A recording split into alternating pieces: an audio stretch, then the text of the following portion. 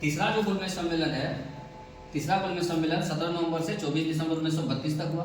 17 नवंबर से 24 दिसंबर 1932 तक हुआ था। इसमें कितने लोग भाग लिए? 45 प्रतिनिधि। कितने लोग? 45 प्रतिनिधि भाग लिए। और पुनः इसमें कांग्रेस शामिल नहीं हुई, यानी पहला गोलमेज और तीसरा गोलमेज में कांग्रेस शामिल नहीं हुई थी। दूसरा गोलमेज सम्मेलन में कांग्रेस शामिल हुई और उनका एकमात्र प्रतिनिधि थे महात्मा गांधी जी। ठीक है, तीनों जो गोलमेज सम्मेलन हुआ, इन तीनों गोलमेज सम्मेलन में दो लोग हैं, एक भीमराव अंबेडकर और एक तेज बहादुर सप्रू। ठीक है, इनका मुख्य नाम आता है जो तीनों गोलमेज सम्मेलन में भाग लिए। तीनों गोलमेज सम्मेलन में भाग लेने में किनका मुख्य नाम है? भीमराव अंबेडकर और तेज बहादुर सप्रू का। ठीक है, अब तीनों गोलमेज सम्मेलन हुआ। जब दूसरा गोलमेज सम्मेलन विफल हो गया था, दूसरा गोलमेज सम्मेलन जब विफल हो गया था, तो उस समय जो तत्कालीन ब्रिटिश सम्राट, तत्कालीन ब्रिटिश पीएम थे मैकडोनाल्ड, उन्होंने 16 अगस्त 1932 को क्या घोषणा की थी? सांप्रदायिक पंचायत की घोषणा की थी, कम्युनल अवार्ड।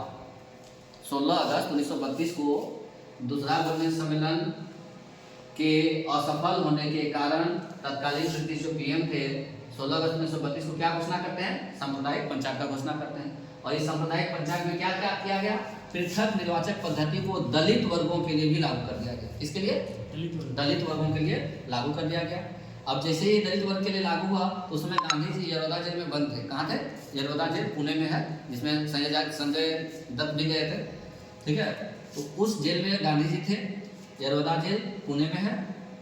और 20 सितंबर 1932 को उन्होंने आमरण अनशन शुरू कर दिया। क्या अनशन शुरू किया?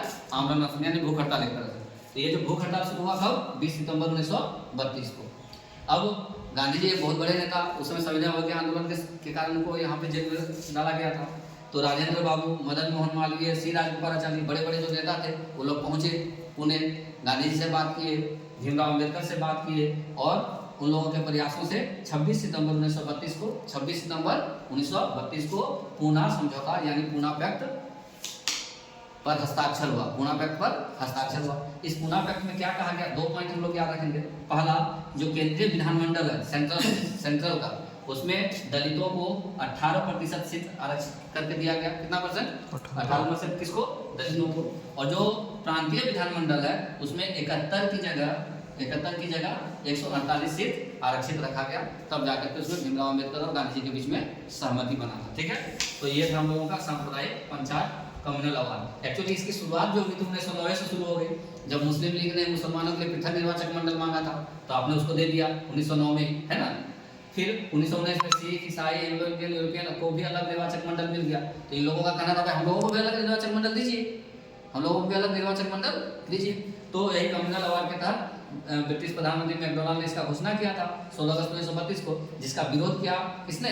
गांधी जी ने, कि हम लोग इससे टूट जाएंगे पूरी तरह से, अलग अलग कम्युनिटी बन जाएगा। ठीक है, तो फिर हम लोगों का जो स्वतंत्रता संग्राम है वो थोड़ा इफेक्ट करेगा उसकी वजह से। इसलिए उन्होंने क्या किया कि इसके अगेंस्ट में आंदोलन अनशन शुरू किया और बाद में फिर जाकर राजेंद्र बाबू, मदन मोहन मालवीय और सी राजगोपालाचारी के प्रयास से 26 सितंबर 1932 को सारा चीज को सॉल्यूशन निकाला गया और पुनः समझौता हुआ। किसके किसके बीच में? गांधी जी और अंबेडकर के बीच में, गांधी जी और अंबेडकर के बीच में। और इसमें पहला पॉइंट ये था कि केंद्रीय विधानमंडल में दलित वर्ग के लिए 18% सीट आरक्षित रहेगा और प्रांतीय विधानमंडल में दलित वर्ग को 71 की जगह 148 सीट दिया जाएगा। आगे हम लोग कल करेंगे।